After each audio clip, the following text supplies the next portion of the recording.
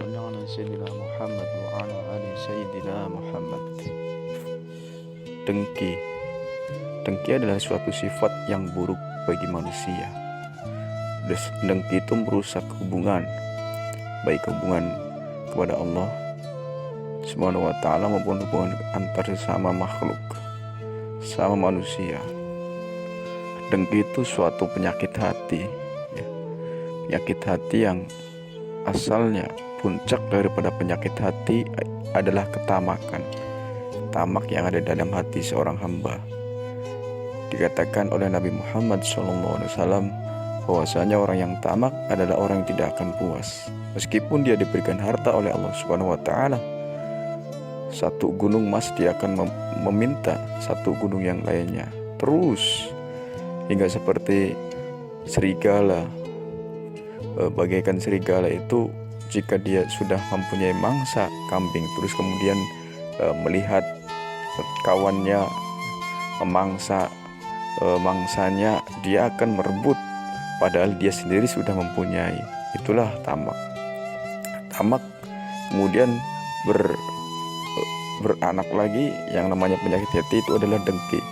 Dengki itu ibaratnya seperti ini, ibarat dia itu tidak terima dengan apa yang dibagikan oleh Allah Subhanahu wa ta'ala. Padahal jelas Allah Subhanahu wa ta'ala memberikan rezeki kepada hamba-hambanya, itu terserah Allah siapa yang dikehendakinya, mana yang diberikan banyak, mana yang diberikannya sedikit. Jikalau ada seorang hamba yang dengki, maka dia adalah orang yang menyengsarakan dirinya sendiri. Misalnya ada dua orang yang sama-sama mempunyai usaha yang sama, dia bertetangga dekat. Yang satu usahanya lancar, sedangkan yang lainnya usahanya kurang lancar. Kemudian yang satunya yang tidak lancar itu senang melihat nikmat yang Allah berikan kepada kawannya, kepada tangganya yang lancar.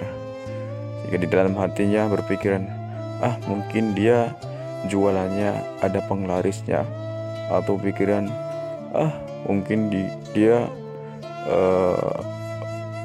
punya suatu yang menjadikan menarik, yang lainnya. Nah itu diantara dengki seperti, atau kebiasaan orang. Misalkan ada seseorang yang, mohon maaf, kadang secara penciptaan, secara wajah, ya, secara fisik mungkin seorang laki-laki misalkan kurang bagus, ya. Kemudian dia memiliki seorang istri yang cantik, yang menawan, yang cerdas. Kemudian kawannya melihat bahwa kawannya tersebut yang tidak terlalu bagus secara fisiknya, dia mempunyai istri yang cantik, yang menawan. Nah, ini kemudian dia berkata dalam hatinya, ini kok orang beruntung banget, gak pantas banget dia mempunyai istri seperti itu. Ya, cuman dia nggak diteruskan. Padahal kalau diteruskan maksudnya harusnya saya yang lebih pantas, harusnya saya. Allah, itu adalah suatu bentuk protes terhadap Allah Subhanahu wa ta'ala yang tidak diungkapkan secara langsung. Itulah dengki.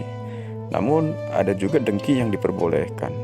Bahkan dengki ini suatu kebaikan. Diriwayatkan an Ibni Umar radhiyallahu anhuma anin Nabi sallallahu alaihi wasallam qala la hasada illa fi ithnataini. Dari Ibni Umar radhiyallahu ta'ala anhuma bahwasanya dari Nabi Muhammad sallallahu alaihi wasallam bersabda, tidak ada dengki melainkan pada dua perkara.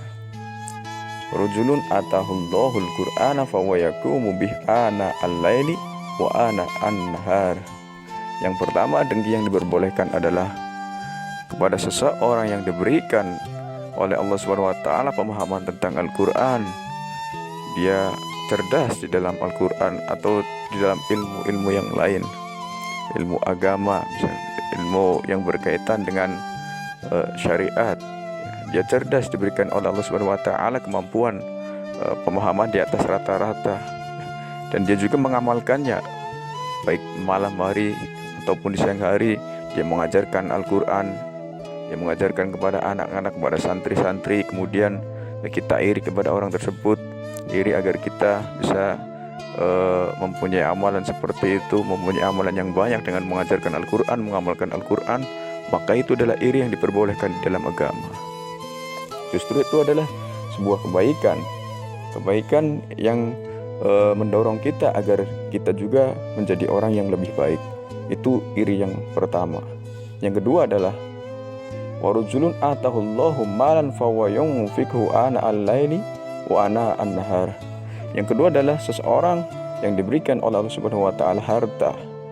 Dengan hartanya dia bersyukur kepada Allah, dia menginfakkan hartanya kepada keluarganya tentu, terus kemudian kepada masjid atau kepada pondok pesantren, kepada orang fakir miskin, orang yang membutuhkan, kaum du'afa ya.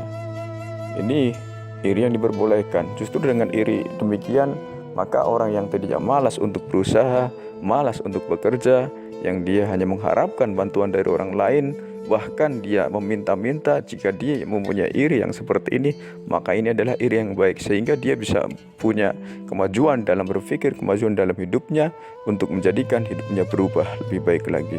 Dia akan berharap kepada Allah Subhanahu wa taala agar diberikan rizki, lalu dia kemudian bisa mentasarufkan rizkinya, hartanya yang Allah berikan untuk jalan-jalan kebaikan. Itulah dua dengki, dua hasad, penyakit hati yang diperbolehkan oleh syariat. Dengan demikian, dia juga bisa berpartisipasi lebih banyak untuk agama, untuk menolong orang, untuk kebaikan-kebaikan lain yang apabila dia tidak mempunyai harta, maka dia tidak mempunyai kebaikan yang lain, kebaikan yang dimiliki oleh seseorang yang diberikan oleh Allah Subhanahu wa taala, kelebihan harta. Maka dari itu iri yang tadinya adalah penyakit hati, maka suatu penyakit hati itu tidak akan diobati. Sebagaimana ada makalah ulama, la tudawa amradul qulub illa bil ilmi wal amal. Penyakit hati itu tidak akan bisa terobati melainkan dengan ilmu dan amal. Wallahu a'lam bishawab.